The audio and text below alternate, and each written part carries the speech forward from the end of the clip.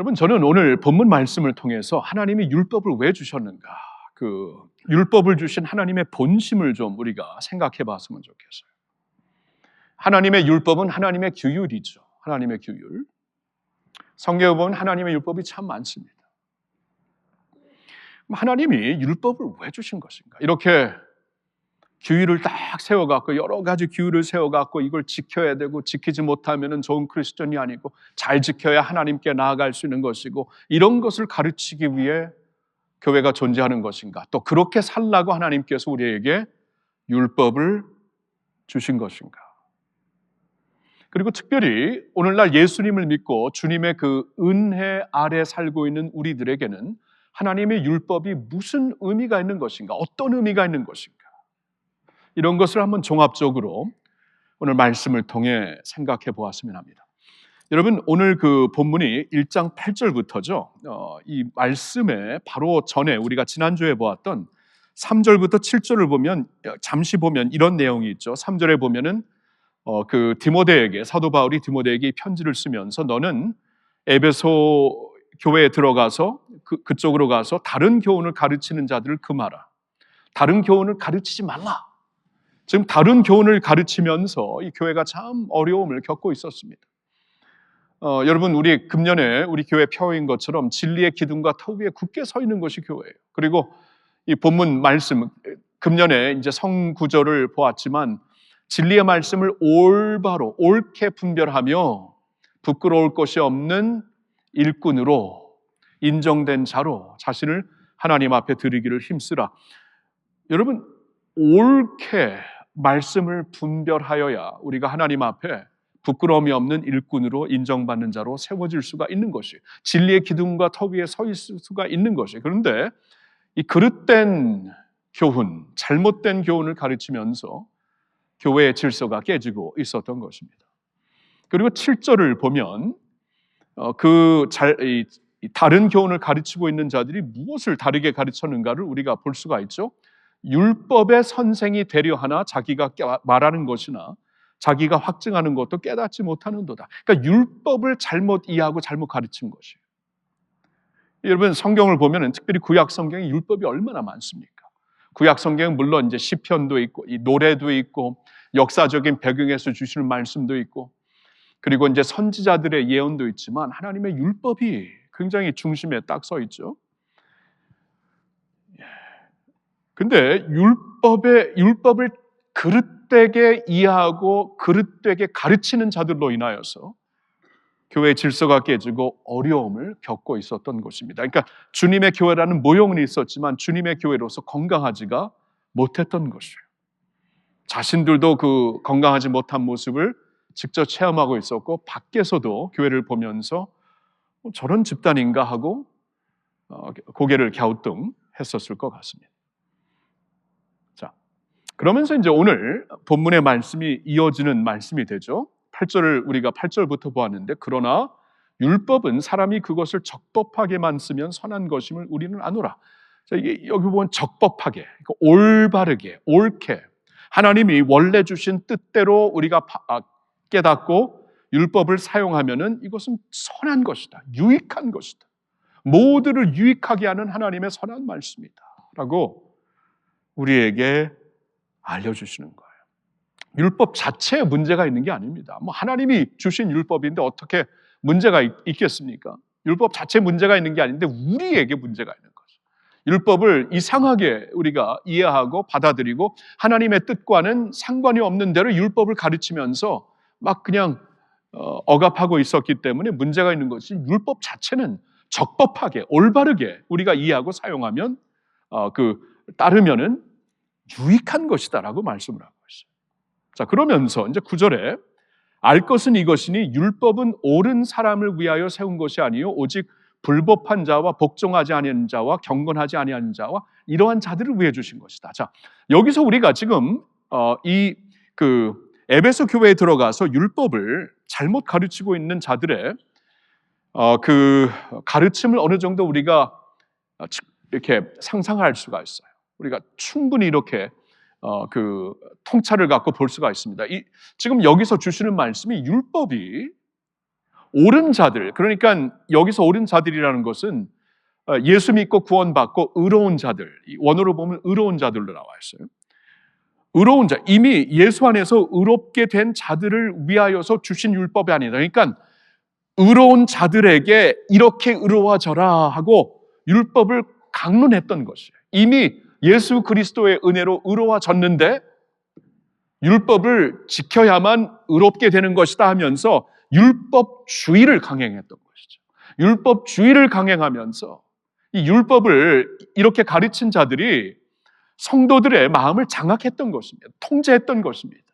율법주의로 통제. 여러분, 사이비 이단들 보면은 이렇게 룰을 세워서 통제합니다. 이거 지키지 못해서 너희는 이제 정죄받는다, 지옥 간다, 이걸 지켜야 된다 하면서 이 그 율법주의로 사람들을 이 가스라이팅 하거든요. 가스라이팅이에요.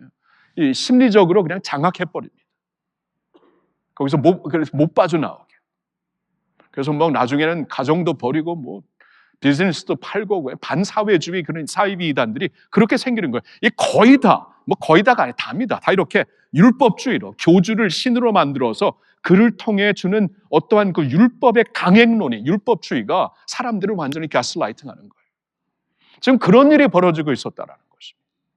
율법주의로 이미 의롭다 함을 예수 그리스도 안에서 하나님의 의로움을 받은 자들에게 율법이 그런 의미에서 의롭게 되기 위해 필요해서 주신 것이 아니고 죄인들을 위해 주신 것이다. 죄인들이 자신의 죄를 깨닫고 하나님 앞에 나와 회개하며 삶을 돌이키기 위해 이미 의로운 자들을 위해 주신, 그래서 율법주의로 그들을 인도하라고 주신 말씀이 아니라 죄인들에게 이러한 죄가 있기 때문에 하나님 앞에 나와 회개하며 돌이키라고 주신 말씀이다라고 지금 설명을 해주시고 있는 거예요. 자, 어느 정도 오늘 말씀의 흐름을 좀 이해하시겠죠? 자, 그래서 이제 묻고 싶은 게 이겁니다. 그러면 하나님이 율법을 왜 주신 것인가? 율법을 주신 하나님의 본심이 무엇인가? 그리고 이 말씀을 우리 믿는 자들에게는 어떠한 의미로 받아들여야 되는가? 이미 예수 그리스도의 은혜로 의롭다함을 받았는데 그러면 율법이 우리에게 주어진 의미가 무엇인가? 자, 이것을 오늘 여러분들과 나누고 싶은 것입니다. 크게 두 가지를 하나님이 율법을 주신 그 원칙으로 받았으면 해요. 첫째로는 이겁니다.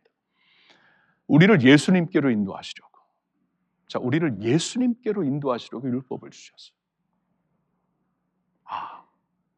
이게 신약 성경에서는 너무나 명확하고요. 사실 구약 성경에서도 명확해요.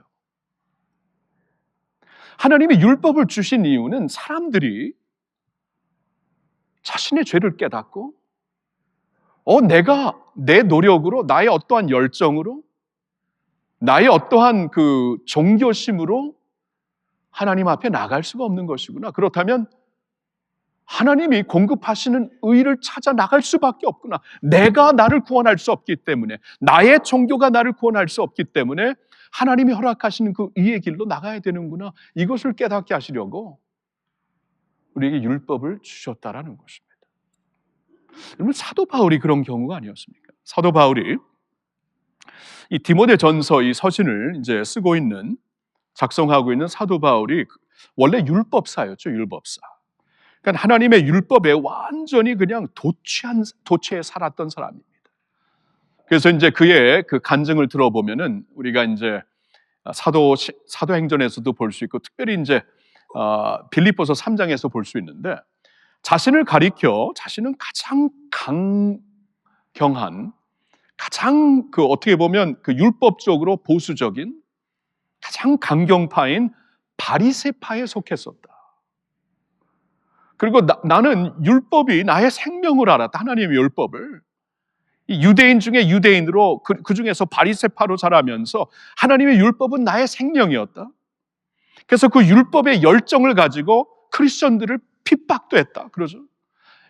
교회를 박해하고 예수 믿는 자들을 박해하고 예수의 이름을 짓밟고 그런 일을 나는 했었다라고 그는 고백을 하죠.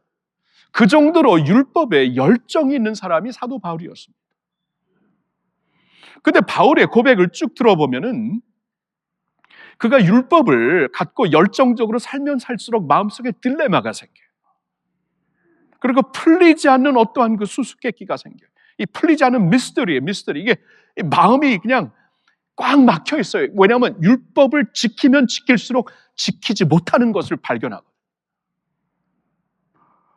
어떻게 사람이 하나님의 율법을 온전히 지키겠어요? 여러분, 남을 죽이지 말라라고 하나님의 율법을 주셨으면 남을 죽이지 않는 것으로 살 수는 있지만 마음으로는 죽일 수 있잖아요. 예수님이 산상수훈에서 그 말씀을 하죠. 마음으로 미워하면 죽이는 것이다. 음행하지 말라, 간음하지 말라는 하나님의 율법이 있지만 그러면 내가 이것을 율법을 지키면서 그렇게 살 수 있는데 문제는 마음으로는 간음할 수 있잖아요. 예수님이 그 말씀을 지적하시죠. 그러니까 양심적으로 너무나 괴로운 것이에요. 율법에 열정을 갖고 율법 안으로 들어가면 들어갈수록 내가 이거 못 지키는 것이고 도저히 내가 지킬 수 없구나. 그래서 나중에 그 로마서 7장을 보면은 그 전에 이 괴로웠을 때 자신이 어떻게 고백하는가를 이렇게 말합니다. 하나님 앞에서 오호라 나는 괴로운 사람이다. 오호라 나는 정말 너무나 그 무거운 짐을 진 사람이다. 이 사망의 몸에서 누가 나를 구하랴. 이 몸을 가지고는 도저히 지킬 수가 없다 그 말이죠. 겉으로는 지키지만 속으로 못 지키고 100개 중에서 90개는 지키지만 10개는 지킬 수 없고 뭐 그 정도면 충분히 바리새파인데 90이나 지키니 10개를 못 지키면 똑같이 하나님 앞에서 율법을 어긴 자가 아닙니까? 그래서 로마서 그 3장 그 말씀을 보면은 의인은 없나니 하나도 없다 말씀을 하죠. 아무도 없어요. 아무도 완벽하게 지킨 자가 없어요. 자, 이게 문제입니다. 그러니까 하나님께서 율법을 통해서 무엇을 하시려고 하냐면은 우리 마음속에 괴로움을 주죠. 너에겐 소망이 없다. 나에겐 소망이 없다. 나의 종교로는 소망이 없다.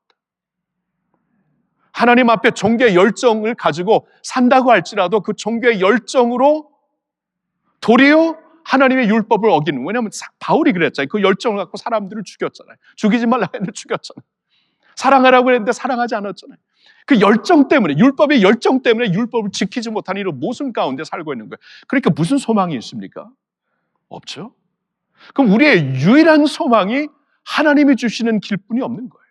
내 종교가, 나의 열정이, 나의 도덕이 나를 하나님 앞에 의롭게 못 세우는 것이라면 하나님이 주시는 의가 아니면 나에겐 소망이 없구나. 이걸 깨닫게 하시려고 율법을 주셔서 우리를 예수님께로 달려나가게 만든다 그 말이에요.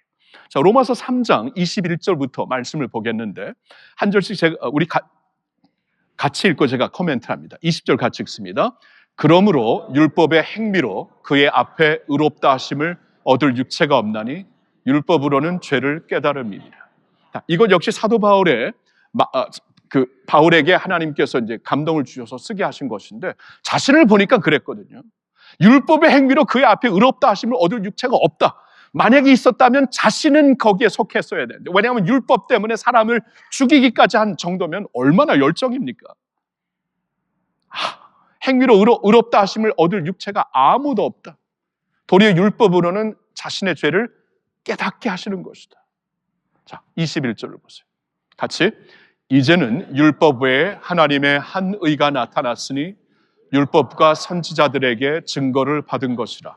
자, 율법 외에, 율법으로 하나님 앞에 의롭게 될 수 없다라는 것을 깨달았기 때문에 이제는 율법으로 인한 나의 종교적인 열정으로, 나의 어떠한 도덕으로 인한 의가 불가능한 것을 깨달았기 때문에 하나님이 주시는 한 의, 그걸 이제 찾아가게 하는 거예요. 하나님의 한 의가, 우리에게 소망이 전혀 없을 때 하나님의 한 의가 나타났으니 이것은 율법과 선지자들에게, 구약 성경입니다. 율법과 선지자에 쓴 증거를, 이미 거기서 증거를 한 것이 이것이다. 그 한 의가 무엇인가? 22절에 말씀합니다. 같이 읽습니다. 곧 예수 그리스도를 믿음으로 말미암아 모든 믿는 자에게 미치는 하나님의 의니 차별이 없느니라. 자, 하나님이 주신 의가 이거예요. 예수 그리스도, 당신의 아들 예수를 믿음으로 말미암아, 예수님이 나의 죄를 위해 십자가에 달려 죽으셨다 인정하는 거예요. 죽으시고 다시 살아나셨다 인정하는 거예요. 그게 믿는 겁니다.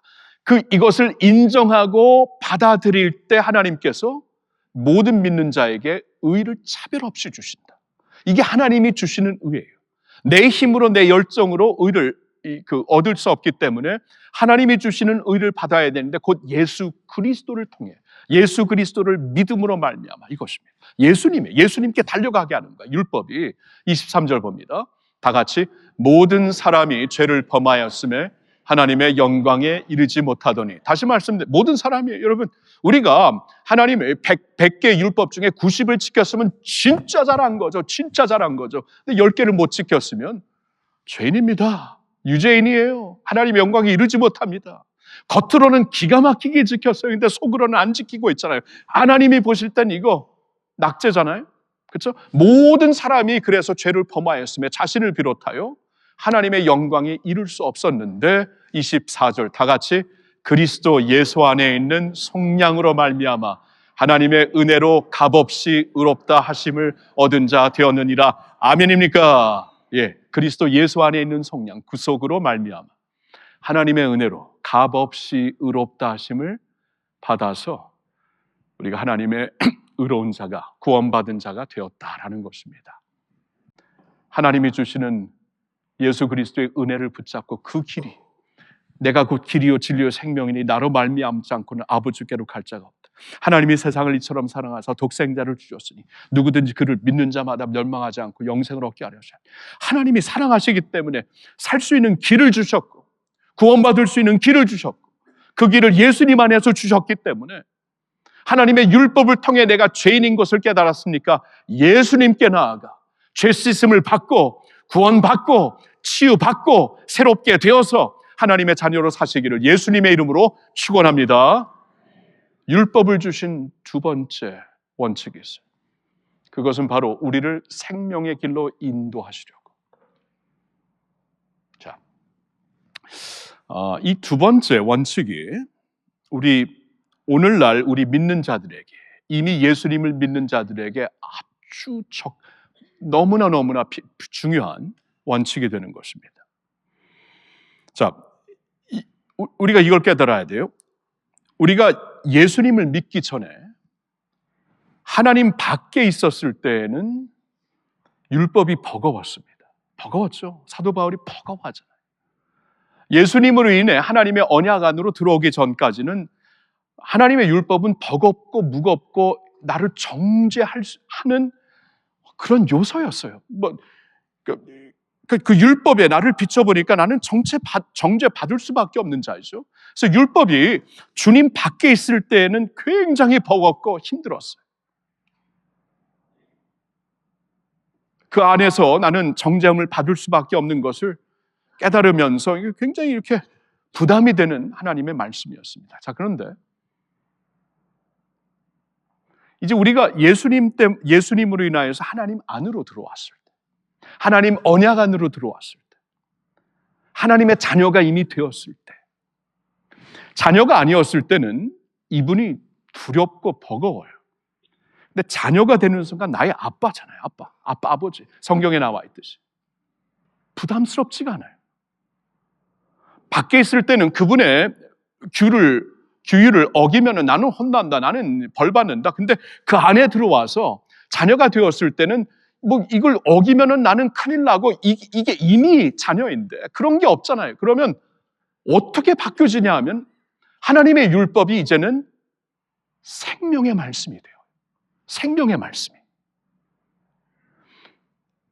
하나님의 율법이 더 이상 버거운 게 아니라 이미 하나님 안으로 들어와 하나님의 자녀가 되었기 때문에 이 율법으로 장악받거나 무슨 가스라이팅 받거나 율법에 어떻게 통제를 받거나 이게 아니고 이미 하나님 안에 들어가서 이미 하나님의 자녀가 되었기 때문에 하나님이 율법을 주신 이유는 나를 축복하시려고, 나를 살리시려고, 나를 거룩하게 만드시려고, 나를 하나님의 자녀로 만드시려고 허락하신 것이구나. 율법을 이해하는 이 마음이 완전히 달라져. 완전히 달라져. 여러분, 시편 119편 이렇게 완전히 하나님 안에 들어오면서 완전히 이제 율법이 완전히 생명이 되고 기쁨이 되고 나에게 평안이 되고 소망이 되고 그러한 말씀이 얼마나 많은지.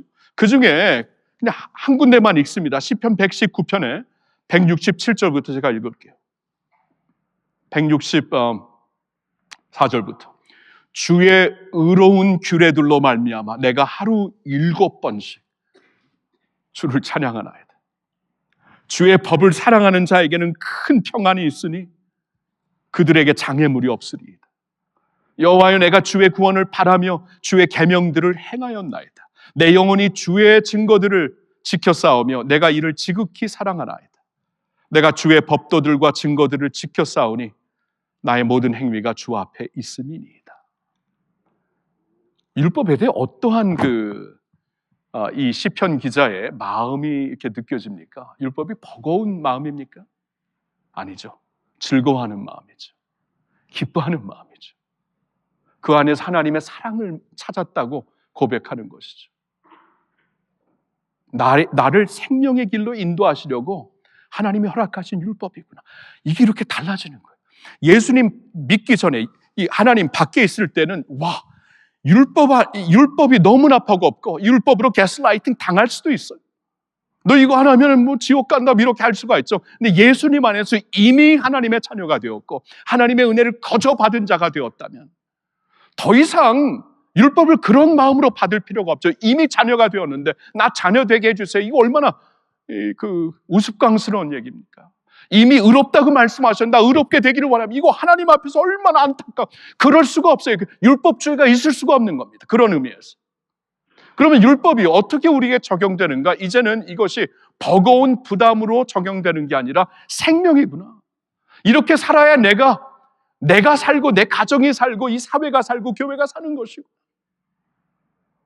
이렇게 율법이 다르게 보이는 거예요.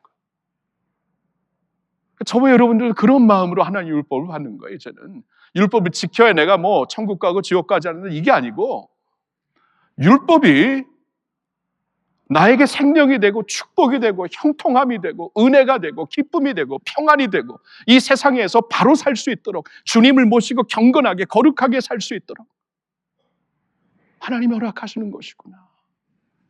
이렇게 받아들이게 되는 거예요. 완전히 달라집니다. 그리고 이 모든 것이 여러분 하나님이 우리에게 생명을 주시려고 주시는 말씀입니다. 오늘 목록에서 본 말씀도 여러분들 가운데는 막 이렇게 충격이 될 수도 있고 막 불편함이 될 수도 있지만 하나님의 말씀을 율법을 주신 이유는 우리에게 생명을 주시려고, 우리를 형통케 하시려고.